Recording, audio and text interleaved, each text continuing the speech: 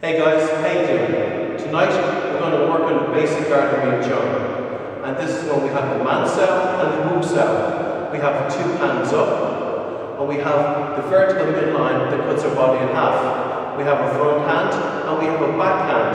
The two wrists of each hand are in the vertical midline that cuts the body in half. Another thing is that the elbows are at least within the width of the shoulders. So instead of being out like this, the two elbows are at least within the width of the shoulders. The important thing about this is that it works on the idea of triangulation. Now, the good thing about triangles is that they're one of the strongest structures available. And this means that any lateral force that goes onto a triangle the force is distributed along the edges of the triangle, and the edges of the triangle are supported by the base of the triangle. So triangles are very strong, and this is the reason why. So like I said, we have the Man Sao, we have the Wu Sao, we have a big triangle, we have a small triangle, just like this. With the front hand, it's called the Man Sao. It's called Man Sao, roughly translates as an inquisitive hand. And this follows the Wing Chun concept of bridging to detect the pressure in your opponent's arms. So as a moment, if I can here for a second.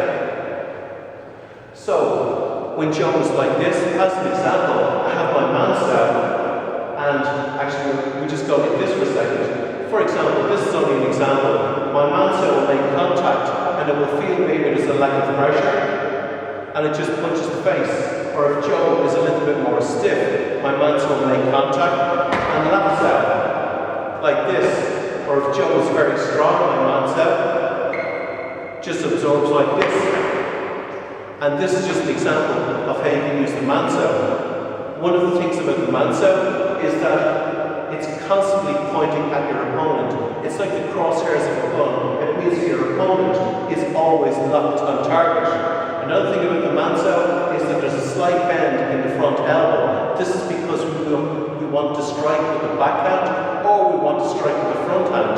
If the elbow is locked out, we have to withdraw the arm first and then do the punch. If we have a slight bend in the elbow, then just with an inch force, we can deliver a lot of force without bringing our arm back.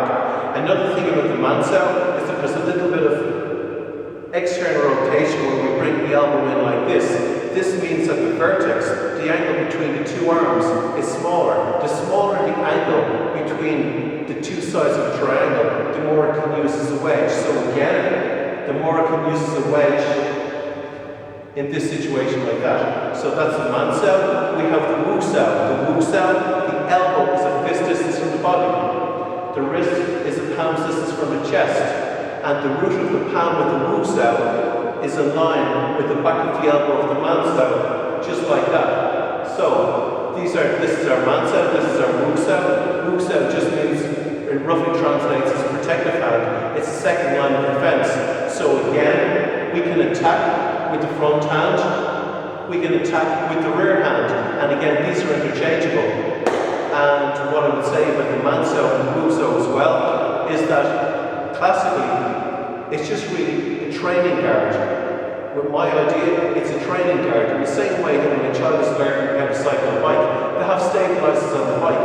But when they're in the Tour de France, you don't see stabilizers there or cyclists. So there's a time and a place for having the stabilizers on the bike, and there's a time and a place for having a classical Man Sao and Wu Sao. It's a training guard. And then after that, it can just be adjusted a little bit into some, when I tried to make sparking, it was called like alternate defense.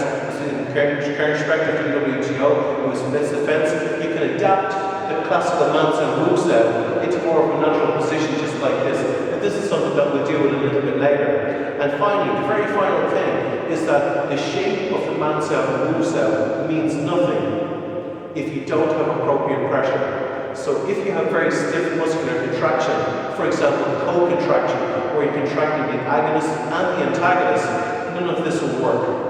So it's important that you just use the smallest amount of energy to get into position. And when you have this position, then this just means if you make contact with the arms, then it's just very easy to adapt. Thanks, Joe. Adapt to any situation. And that's just really it with the Man Sao and Wu Sao. Thanks, guys.